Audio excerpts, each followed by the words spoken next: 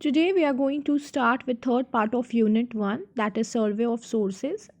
हम लोग ने 2 पार्ट कंप्लीट कर चुका है. So this is our third part. So let's start. Our another historian and a scholar is Thakur Pehru. He was a 14th century Shrimal Jain from a Kannur, a place in Gujarat. His father was a Thakur Chand and he received his first employment in the Alauddin Khilji treasury as a coin germ and metal specialist. Qutbuddin Mubarak Khilji made him in charge of a royal mint which he continued to hold post till the resigns of the Ziauddin Tughlaq. यह एक बहुत ही normal background से आते थे ठाकुर पहरू. इनका उतना family background अच्छा नहीं था, इसीलिए जब इनका पहला एम्प्लॉयमेंट होता है वो भी अलाउद्दीन खिलजी के ट्रेजरी में होता है एज अ कॉइन. इनको कॉइन्स देखना था, जेम्स मेटल स्पेशलिस्ट, ये सब चीज़ के ये बहुत स्पेशलिस्ट थे, बट इनका family background was not so good. Qutbuddin Mubarak Khilji जो थे वो इनको इंचार्ज बना देते हैं रॉयल मिल्ट के, और ये पोस्ट वो बहुत अच्छे लंबे समय तक कंटिन्यू करते हैं ज़ियाउद्दीन तुगलक तक. इन्होंने बहुत सारे बुक्स को लिखे हैं प्राकृत लैंग्वेज में to guide his sons Hempal particularly in the craft of gems and metals. इनके जो बेटा थे हेमपाल, उनको भी इन्होंने क्राफ्ट जेम्स मेटल्स के बारे में अच्छे नॉलेज दिए, कैसे ये सब होता है और कैसे ये सब आता है, किसका क्या स्पेशलाइजेशन है. Among them, his Dravya Pariksha on the metals and coins and the Ratna Pariksha on gemstones are the most important works. Thakur पहरू की जो इम्पोर्टेंट वर्क्स है ये बहुत इम्पॉर्टेंट है, आपको याद रखना. रत्न परीक्षा एंड वन इज़ द द्रव्य परीक्षा. ये दोनों जो है ये बहुत इम्पॉर्टेंट कॉइन्स है, बहुत इम्पॉर्टेंट वर्क्स है ठाकुर पहरू की. एक जो है वो मेटल एंड कॉइन्स का बना हुआ और एक जो है वो जेमस्टोन्स का है.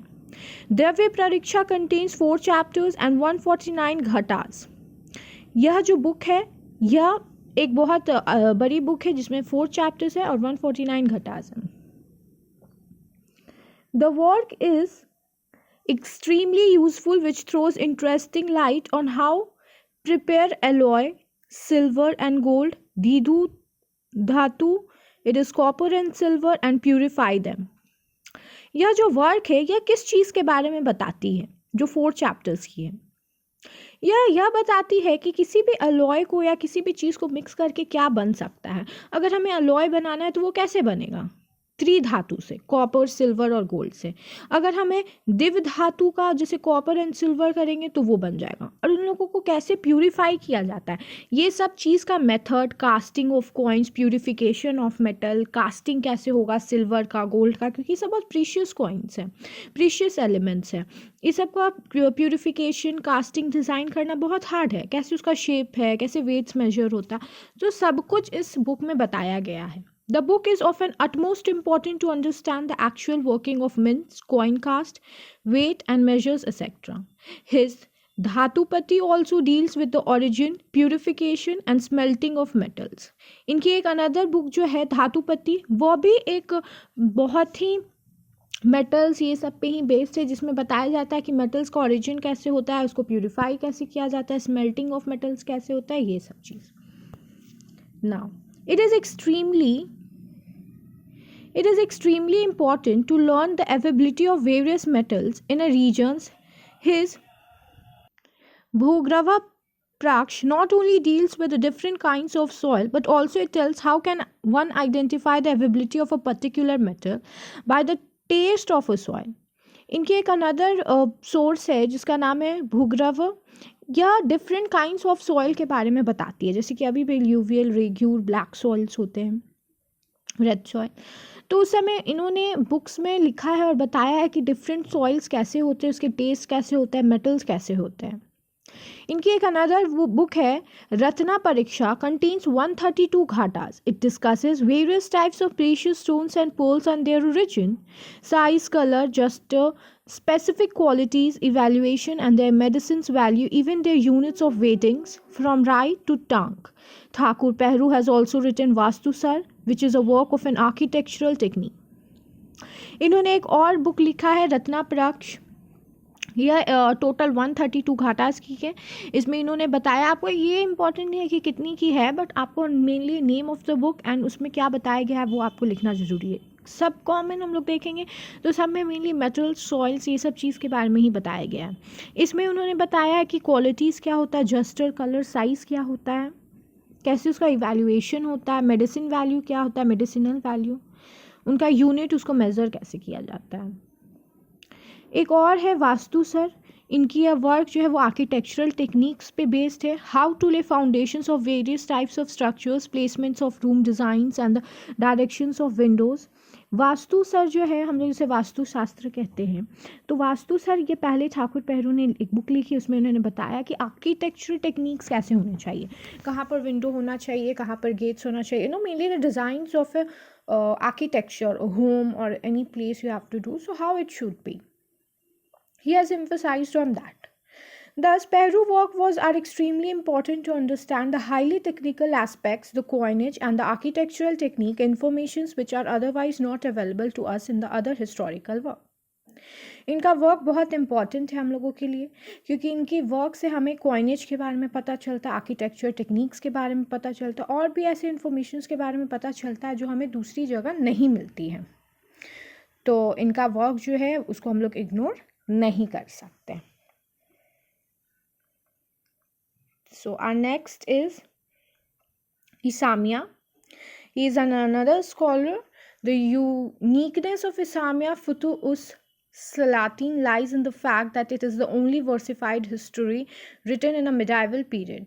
Fazi did not want to open down the Akbarnama is versified, but the project never materialized. Similarly, Bodoni records the Badri Cha did compose versified Shahnama and dedicated to Muhammad bin Tughlaq, but it does not survive, and the posterity, unlike the poetic verbose and the sumptuous styles.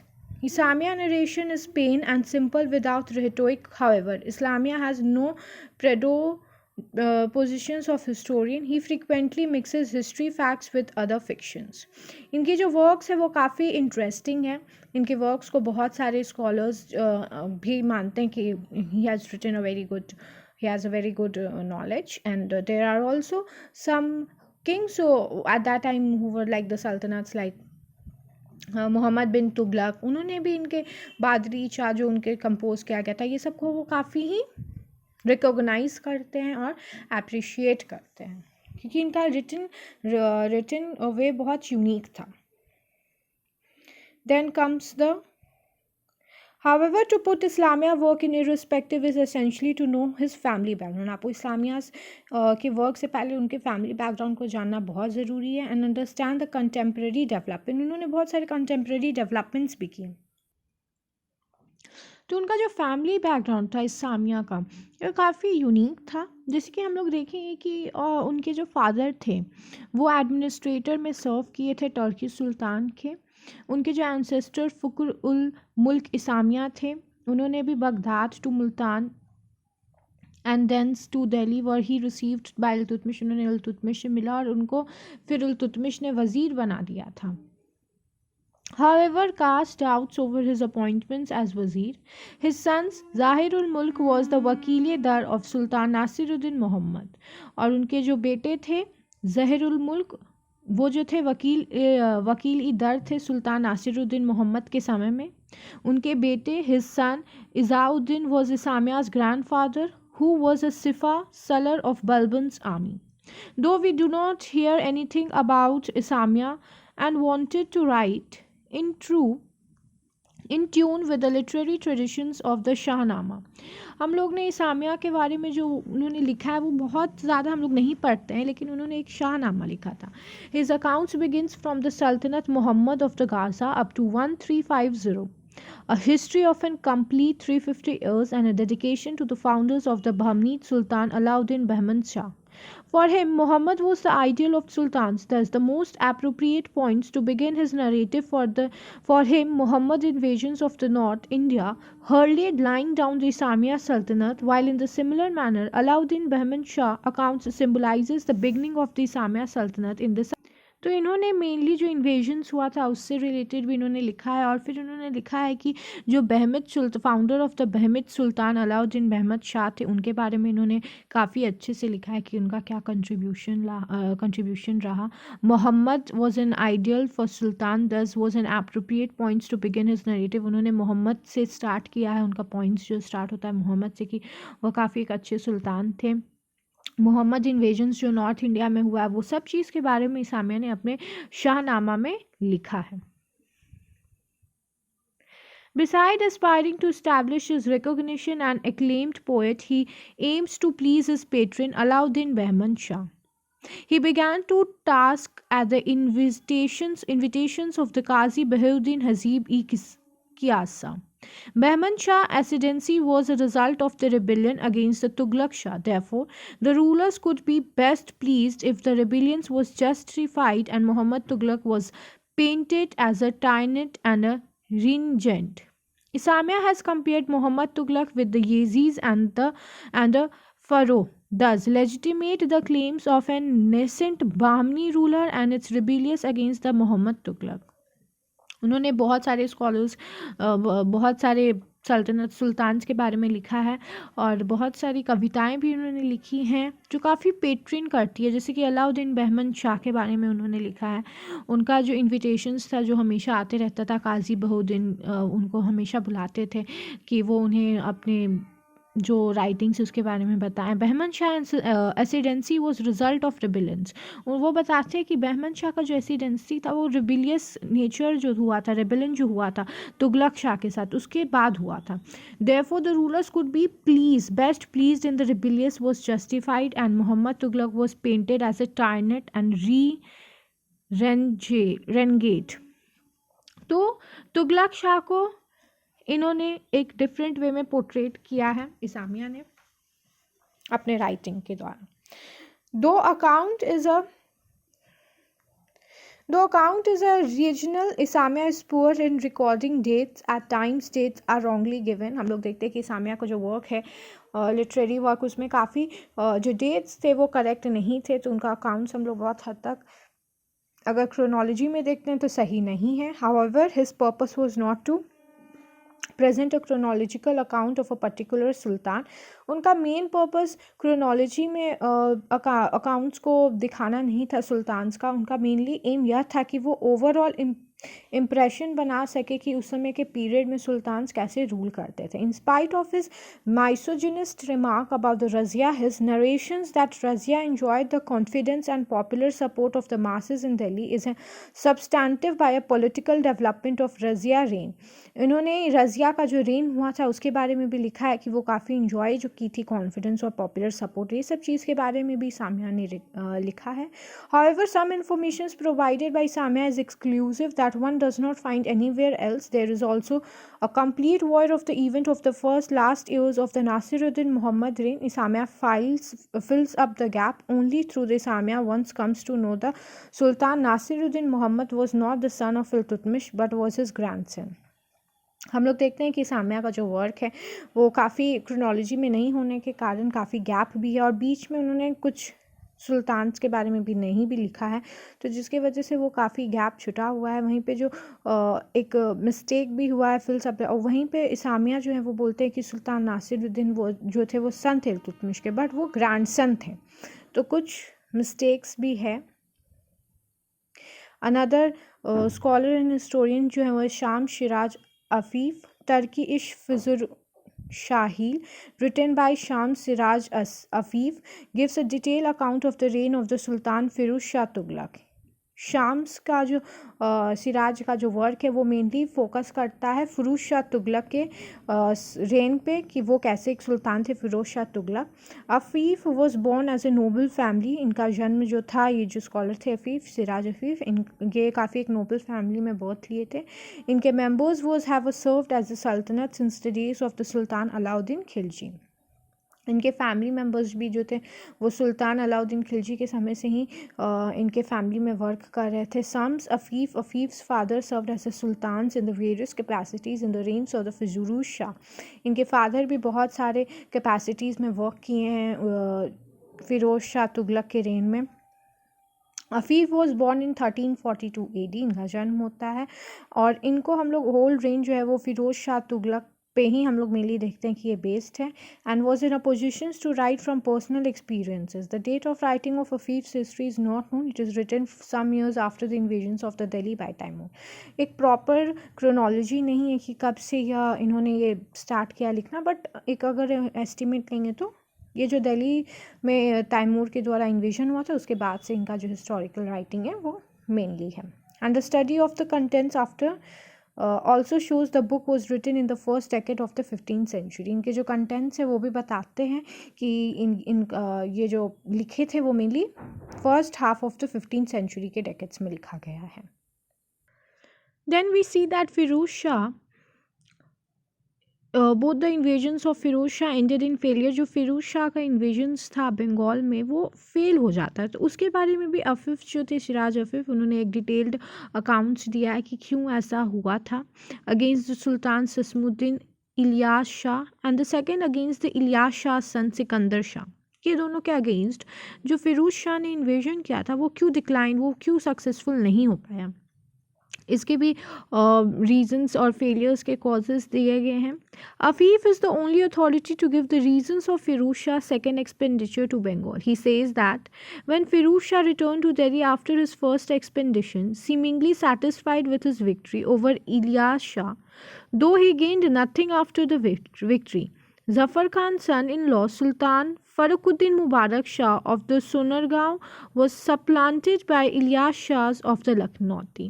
वो कहते हैं कि उनके जब वो हार गए थे तो उनको ये फील नहीं था कि वो हार गए, उनको ऐसा लगा कि वो बहुत कुछ जीत गए, बट ऐसा रियलिटी में भी नहीं था। और वो अपने ऑपोजिशन के जो थे उनको वो काफ़ी वीक समझ रहे थे, बट वो ऐसा नहीं होता है। He was also very strong contender और वो इनको हरा देते हैं। Sultan Firuz took the Zafar Khan as an ally, and thus to prospect of occupying Lakhnauti was revived and he ordered for a second expenditure to Bengal. उन्होंने काफ़ी preparation नहीं किया और फिर से सेकेंड एक्सपेंडिचर का भी अलाई किया जफ़र खान के साथ और बोल दिया कि now we are going to do the second expenditure in Bengal expedition in Bengal. In Afif Tariki Firoz Shahi, one also gets the information that the Firuz Tughlaq renamed Ikdal as the Azpura as Firuzabad. Igdal was the famous fort in which both Ilyas Shah and Sikandar Shah entrenched themselves. Firoz Tughlaq renamed, उन्होंने बहुत सारे जो forts थे सबको भी बहुत कुछ rename किया क्योंकि उनको Firoz Shah after his name the statement seems to be incorrect because the name Firozabad appears in the coins from the time of sultan Shamsuddin Firoz. But इसके बारे में जो अफीफ ने रिटन राइट किया है वो करेक्ट क्रोनोलॉजी वो नहीं दे पाए हैं, जबकि इसका करेक्ट क्रोनोलॉजी जो है जब वो फिरोज़ाबाद नाम पड़ता है उसका करेक्ट क्रोनोलॉजी है 1301 to 1322 AD, is more than 30 years before Firoz Tughlaq invasion of Bengal. तो ये इनके द्वारा ऐसा नहीं है कि फिरोज़ाबाद उनके द्वारा गया था, ये 30 years पहले ही दे दिया गया था इन्वेजन के पहले। The book written in simple and lucid style by the Abdul Karim, उन्होंने ये चीज़ बताया है। Yahya accepted to become a courtier of Mubarak Shah, a ruler of Delhi Sultanate. Therefore, he wrote the Tariki Mubarak Shahi and presented it to Sultan, hoping to win the royal patronage. The book begins with the conquest of Muhammad Ghor and ends abruptly in 1434.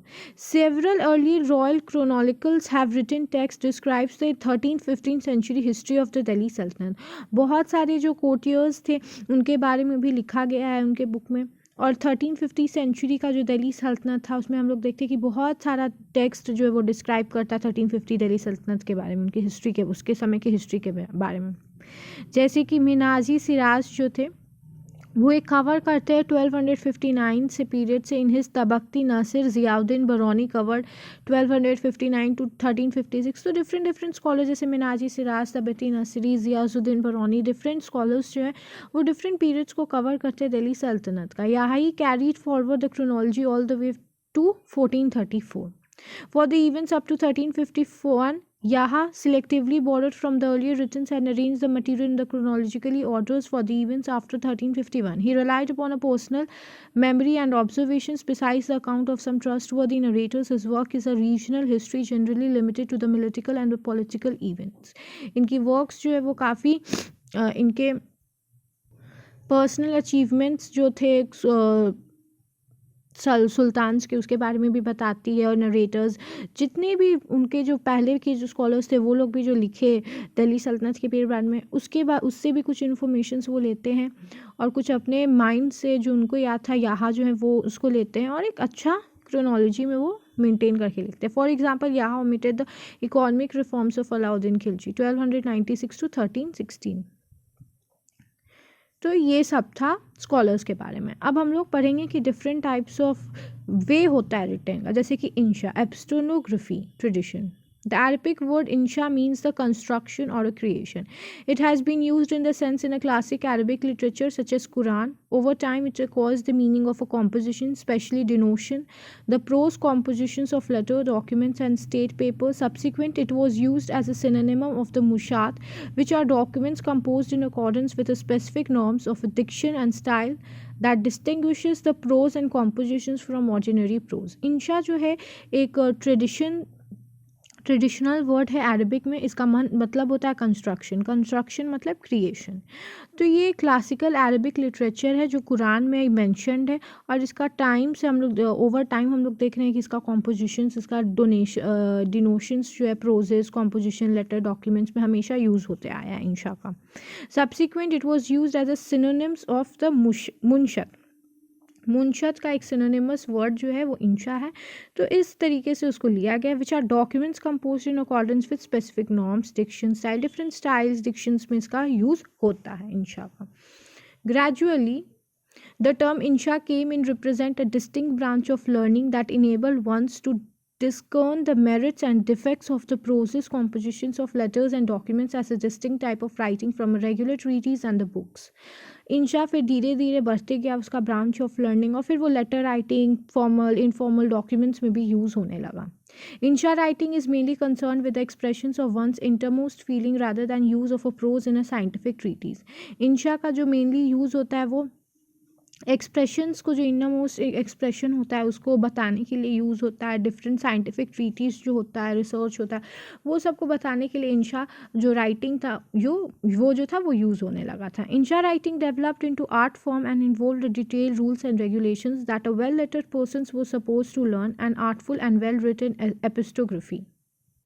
तो जो इंशा है वो एक writing skill है, एक तरीका है लिखने का। वो बताता है कि आपको कैसे एक लेटर पर्सन्स को कैसे लिखना चाहिए और फिर एक वे ऑफ राइटिंग, जैसे एक हिंदी हम लोग लिखते हैं कैसे लिखना, वैसे एक इंशा एक लैंग्वेज ही बन गया और लोग उस तरीके से उसको लिखने लगे।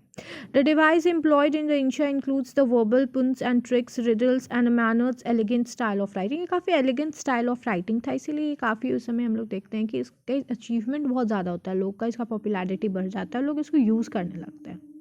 A model of stately insha prose in an Arabic was provided by the Al-Qadi Al-Fadi and later on by the Al-Qalshandi. In the classical Persian literature, the most representative type of insha is identified as a rasail. इंशा का भी बहुत तरीका था लिखने का, उसी में एक तरीका था रसेल, इसका मतलब होता है लेटर्स। तो इंशा जो था वो mainly formal writings letters, informal writing letters में यूज़ होने लगा था। Rasali literature can be categorised into two types of literature. Rasali भी जो था, रसेल जो था वो भी टू टाइप्स में डिवाइडेड हो गया था, Taqit and Muwarrat. Taqit consist of the orders and directives of the rulers and the officials. Taqit जो लिखने का स्टाइल था वो मेनली वो तब यूज़ होता था जब किसी भी रूलर्स के डायरेक्टिव या ऑफिशियल्स राइटिंग होता था, तो तकित स्टाइल को यूज़ किया जाता था। वहीं पे मुवत जो था वो लेटर्स या कॉरेस्पॉन्डेंस जब लिखना रहता था तो यूज़ हुआ करता था। If the address is superior in the status than the form of the letters are called as a muraf, and in case the address is an inferior in status then the type of letter वो pre called as a ruka। अगर address या status जो letters लिखा जा रहा है वो काफ़ी स्टैंडर्ड या कोटियोस के द्वारा लिखा जा रहा है, उसको मुरफ कहा जाता था। वहीं पे अगर इन्फीरियर नॉर्मल पीपल्स के द्वारा लिखा जाता था तो उसको रका कहा जाता था। In both the addressee and the writers are equal of the status then the वाइप or letters are called as the Mankata. अगर दोनों एड्रेसर और एड्रेसी सेम स्टेटस के हैं, अगर कोटियर्स जो है सुल्तान को लिख रहा तो इसको मनकाटा कहा जाता था। Further the categorise existed due to the natures of the letters and the relationship and the comparative status of the addressees and the writers. For instance, if the writer is a ruler of a kingdom then The insha issuing from him could be categorized into farman, manshur or fatanain depending on the natures of its content.